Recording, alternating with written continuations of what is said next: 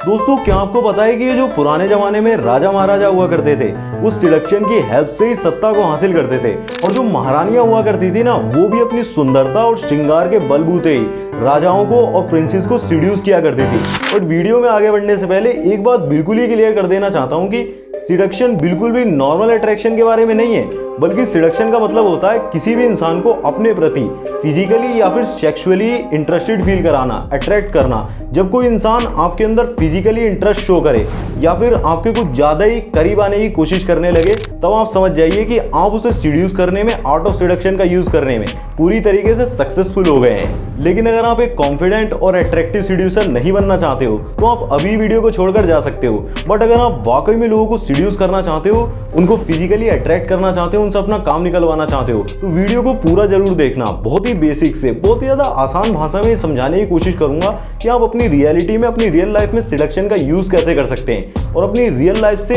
Example भी दूंगा कि मैंने कैसे अपनी लाइफ में सिडक्शन का यूज किया और किसको किसको सीड्यूस किया। तो ये वीडियो आपके लिए काफी ज्यादा इंफॉर्मेटिव होने वाला है, इसलिए वीडियो को लास्ट तक देखना और पूरे फोकस के साथ देखना। एक भी पॉइंट मिस नहीं होना चाहिए और आसानी से आप रिलेट कर पाओगे। बट वीडियो को स्टार्ट करने से पहले आपको एक छोटा सा काम करना होगा, वीडियो को इमीडिएटली लाइक कर दो। चलिए वीडियो की शुरुआत करते हैं। दोस्तों, रिसेंटली मैंने महाभारत देखना शुरू करा। यूट्यूब पर ये सीरीज है जिसमें लगभग 139 एपिसोड्स हैं। इसमें से मैं लगभग 10 एपिसोड्स को देख चुका हूँ। तो मुझे इतने ही एपिसोड्स में ये समझ आ गया कि महाभारत के समय से ही सिडक्शन का यूज किया जा रहा है और उससे काफी पहले से ही सिडक्शन एक बड़ी आर्ट रही है जिसका यूज करके लोगों ने सत्ता को भी हासिल करा है और काफी लोगों पर, काफी राज्यों पर विजय भी पाई है। तो आर्य समाज में एक राजा हुए, महाराज शांतनु। जब वो एक दिन गंगा के तट के पास से गुजर रहे थे ना, तो वहीं पर गंगा माता बैठी हुई थी।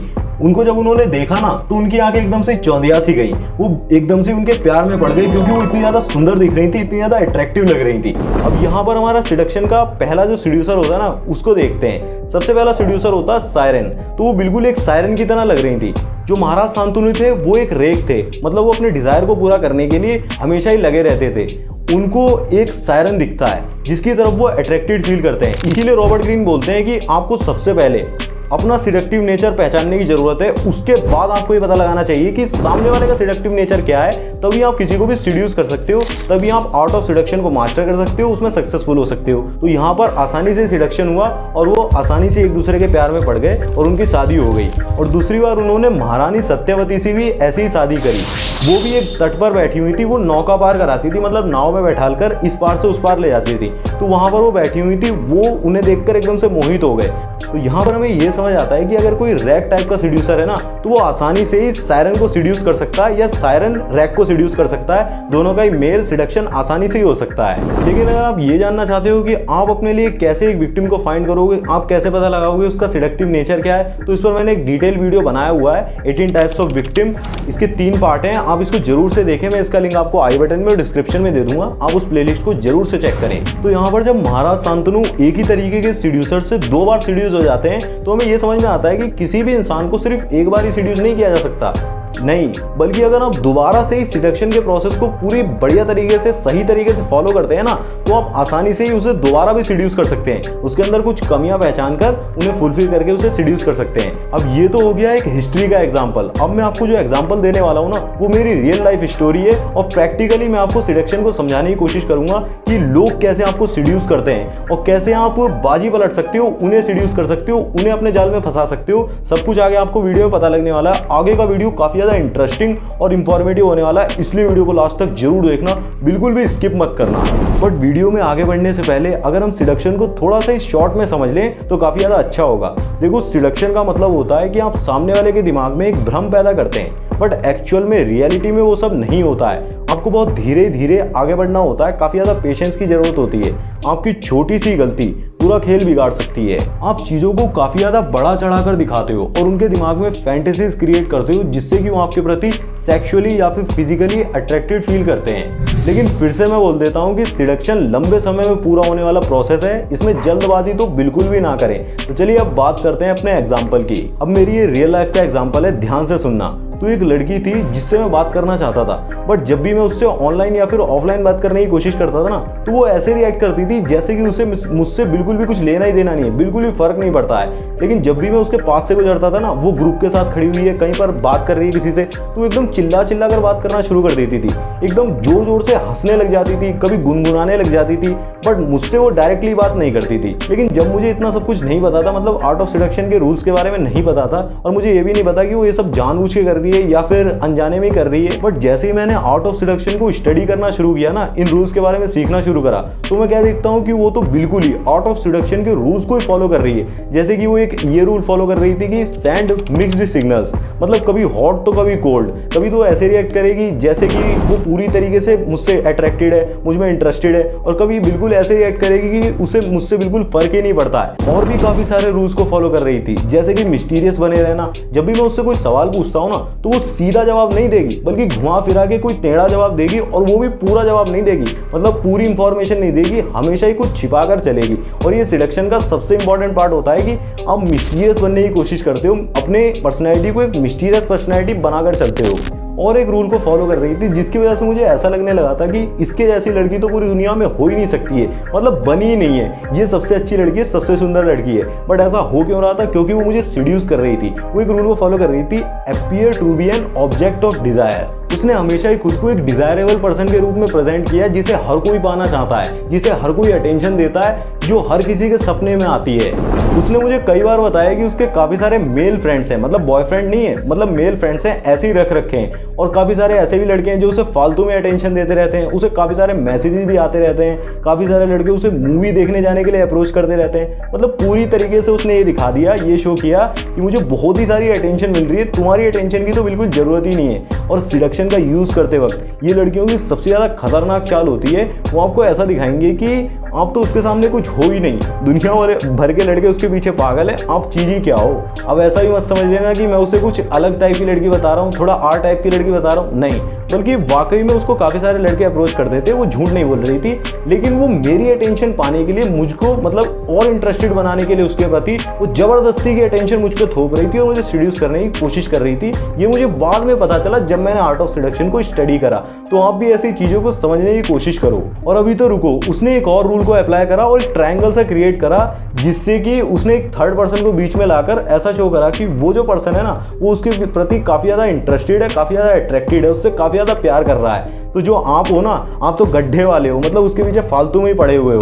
उसकी वैल्यू है ना, वो आसमान ही छू रही थी। उम्मीद है कि आप आसानी से रिलेट कर पा रहे होगे। लेकिन अब मैं आपको बताता हूँ कि आर्ट ऑफ सिडक्शन के बारे में थोड़ा बहुत सीखने के बाद मैंने क्या करा, मैंने कैसे उस पर काउंटर अटैक करा और उसे सीड्यूस करा, पूरी तरीके से बाजी पलट दी। आज वो मेरे प्रति इंटरेस्टेड है और मैं उसे कम भाव देता हूँ। तो ये सब मैंने कैसे करा, ये जानने के लिए आपको वीडियो पूरा देखना पड़ेगा। वीडियो को लाइक नहीं करा तो सबसे पहले तो मैंने अनअवेलेबल रहना शुरू कर दिया, मतलब 15 दिन, एक वीक या फिर एक महीने के लिए बिल्कुल ही गायब हो गया, बिल्कुल ही नहीं दिखा, ना कांटेक्ट करा, ना बात करी, ना कुछ भी नहीं, बिल्कुल ही खत्म कर दिया, जिससे कि उसे मेरी कमी महसूस करो और मुझे याद करे।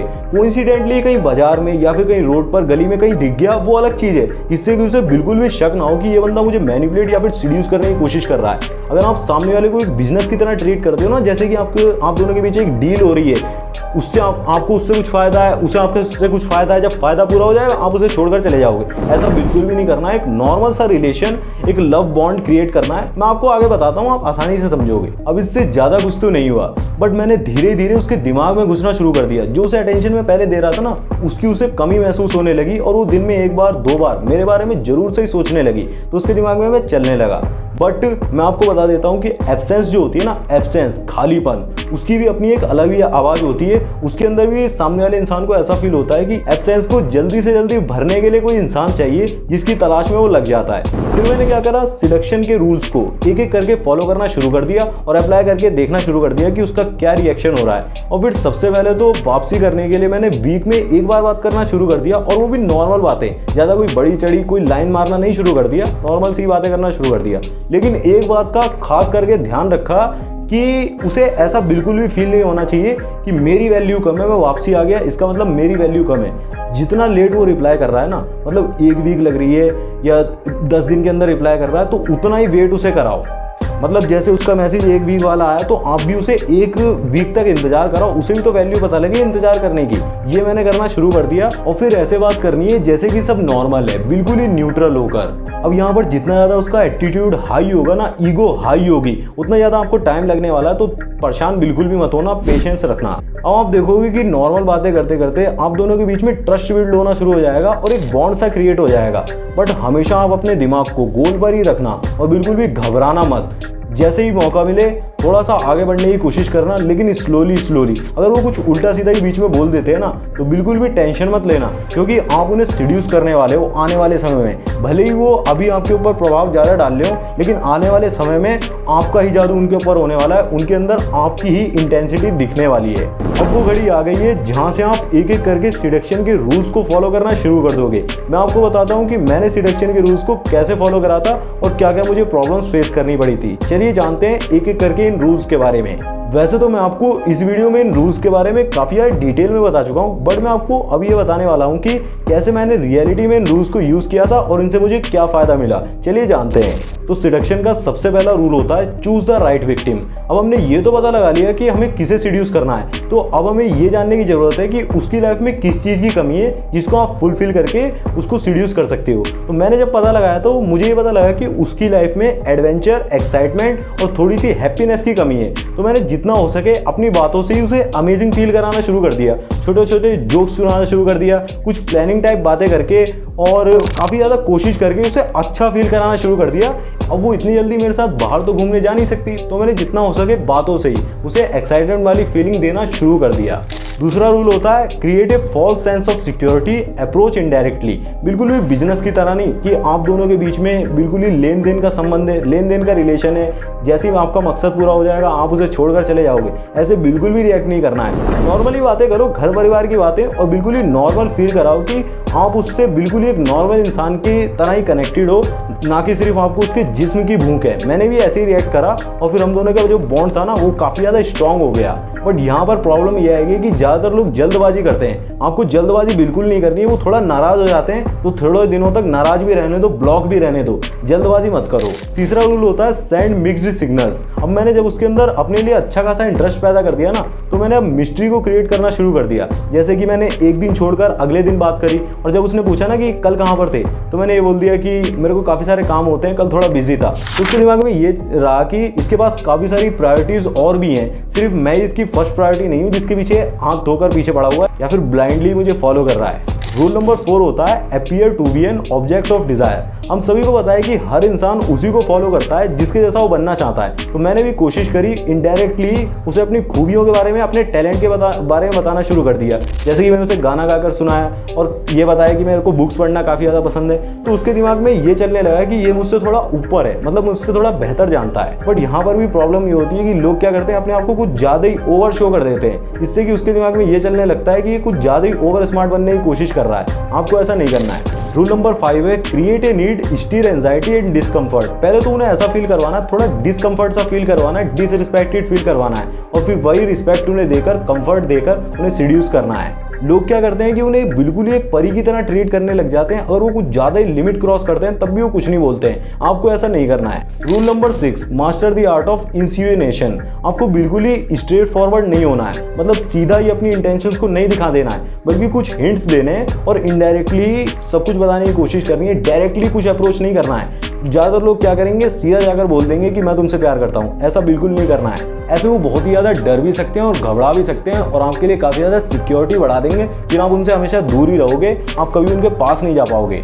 Rule number 7 enter their spirit. अगर आप लोगों को सीड्यूस करना चाहते हो ना, तो आप मिररिंग का यूज़ करो, उन्हें कॉपी करो, उनके जेस्चर्स को, उनकी वॉइस टोन को कॉपी करो, और फिर देखना वो आसानी से ही आपकी तरफ पूरी तरीके से ओपन हो जाएंगे और आप आसानी से उनकी आत्मा में प्रवेश कर जाओगे। बट एक बार फिर कह देता हूँ कि ये सब इतनी जल्दी नहीं होगा, आपको थोड़ा सा पेशेंस रखकर टाइम लेकर ये सब करना होगा। Rule number 8 create temptations. अपने टारगेट की वीकनेसेस का पता लगाओ और उसके साथ खेलो। मुझे ये पता लगा कि उन्हें ड्राइंग करना बहुत ही ज़्यादा पसंद है, बट पैसे ना होने की वजह से वो कलर्स नहीं खरीद पा रहे हैं और ना ही ड्राइंग से पैसे कमा पा रहे हैं। तो मैंने उन्हें यूट्यूब के बारे में बताया कि आप यूट्यूब पर वीडियोस डालकर, ड्राइंग की वीडियोस को डालकर पैसा कमा सकते हो। तो उन्होंने वीडियोस बनाना शुरू कर दिया। ऐसे उनके दिमाग में ये शुरू हुआ कि ये मेरे गोल्स को कंप्लीट करवा सकता है। मतलब जैसा इंसान मैं बनना चाहती हूँ ना, वैसा बनने में ये मेरी हेल्प कर सकता है। Rule number 9, keep them in suspense. जब लोगों को ये पता लग जाता है ना कि उन्हें आपके बारे में सब कुछ ही पता चल गया है, तो उनका इंटरेस्ट जो होता है ना वो एकदम ही खत्म हो जाता है। उन्हें हमेशा सस्पेंस में रखने की कोशिश करो। सारी बातें बिल्कुल ही मत बता दो, बल्कि कुछ बातों को अधूरा छोड़ो, बाकी आगे का उन्हें खुद ही जानने के लिए छोड़ दो। Rule number 10, use the power of words. अपने वर्ड्स को लाइकेबल और इंजॉयबल बनाने की कोशिश करो। आपकी भाषा जो है ना वो थोड़ी स्टोरी टेलिंग टाइप होनी चाहिए, जिसमें उन्हें मजा आए। Rule number 11, pay attention to detail. यहाँ पर ज्यादातर लोग गलती क्या करते हैं, वो उसकी बताई हुई चीजों को इग्नोर कर देते हैं और ध्यान से बातों को नहीं सुनते और बातें जल्दी भूल जाते हैं। मैंने ऐसा बिल्कुल भी नहीं करा। जो भी वो चीज़ मेरे को बता रही थी उसमें मैंने ध्यान से सुना। उसका बर्थडे मेरे को याद है, जो भी वो इंपॉर्टेंट चीज़ मेरे साथ शेयर कर रही है वो मेरे को सब याद है। तो आप ऐसी गलती मत करो, ध्यान से उसकी बातों को सुनो, डिटेल्स पर फोकस करो। Rule number 12, poetize your presence. अपनी प्रेजेंस को इमोशंस के साथ, किसी चीज़ के साथ जोड़ने की कोशिश करो, जिससे कि आपके जाने के बाद अगर वो उस चीज़ के पास से गुजरती है या फिर वो फीलिंग्स उसके अंदर आती हैं, तो तुरंत से ही उसको आपकी याद आए। रूल नंबर 13 है, disarm through strategic weaknesses and vulnerability. आप उन्हें दबाने की बजाय, उन पर अहंकार शो करने, ईगो दिखाने की बजाय अपनी कमियों को खुद ही स्वीकार करो और एक ऐसे पर्सन के रूप में खुद को प्रेजेंट करो कि आपको थोड़ा कम पता है, जिससे कि वो आपको सिखाने की कोशिश करेंगे और आसानी से सीड्यूस होंगे। जब सामने वाले को ये लगेगा ना कि आप उनसे थोड़ा कम हो, थोड़ा कम जानते हो, तो थोड़ा उन्हें अच्छा फील होगा। अपने आप को ऊपर दिखाने का कोई मतलब नहीं है। Rule number 14, confuse desire and reality, the perfect illusion.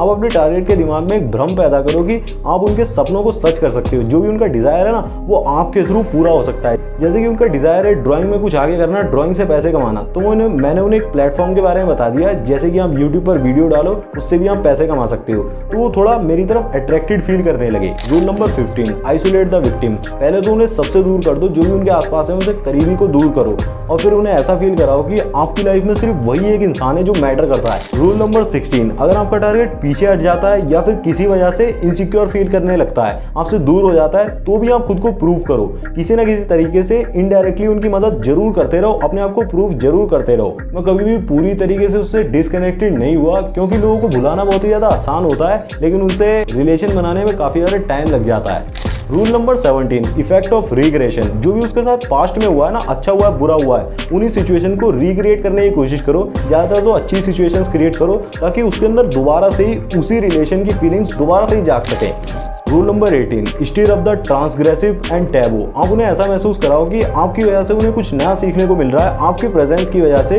वो कुछ नया जान पा रहे हैं। अब मैं तो काफ़ी सारी चीज़ें डेली सीख रहा था, वीडियोस बना रहा था और मुझे स्टोरी टेलिंग भी अच्छी खासी आती है। मतलब झूठी स्टोरी में अगर मैं सुना रहा हूँ ना तो पूरी फील के साथ सुनाता हूँ। तो ऐसे ही कर करके मैंने बता कर उन्हें अपनी बातों में फंसा लिया। Rule number 19, use spiritual lures. जो भी इनसिक्योरिटी वो अपने बारे में फील करती है ना, अपने बारे में सोचती है, उसे आप और भी ज़्यादा भड़काओ और भी ज़्यादा उसमें घी डालो। जैसे कि सारी लड़कियाँ ये सोचती हैं कि मैं उतना भी खूबसूरत नहीं दिखती हूँ जितना कि मैं सोचती हूँ। अगर वो आपसे पूछे ना कि मैं आज मैं कितनी ज़्यादा खूबसूरत लग रही हूँ, कितनी खूबसूरत लग रही हूँ, तो आपको एकदम से नहीं बोलना है कि तुम बहुत ही अच्छी लग रही हो। आपको बोलना है कि तुम आज इतनी भी खूबसूरत नहीं लग रही हो, मतलब नॉर्मल लग रही हो। तो आप दोनों की सोच मैच कर जाएगी और फिर आपके लिए उसे सीड्यूस कर पाना और भी ज़्यादा आसान होगा। ये मेरी पर्सनल एक्सपीरियंस से बोल रहा हूँ, काफ़ी ज़्यादा मज़ेदार ट्रिक है। Rule number 20, mix pleasure with pain. आपको हमेशा ही खुशी नहीं देनी है बल्कि थोड़ा दुख भी देना है। जैसे कि आपको सीधा तारीफ नहीं करनी है बल्कि उसके साथ थोड़ा मसाला भी मिक्स करना है। आज तुम्हारी ड्रेस काफ़ी ज़्यादा अच्छी लग रही है, बट अगर इसका गला थोड़ा और बेटर होता ना तो और भी अच्छी लगती।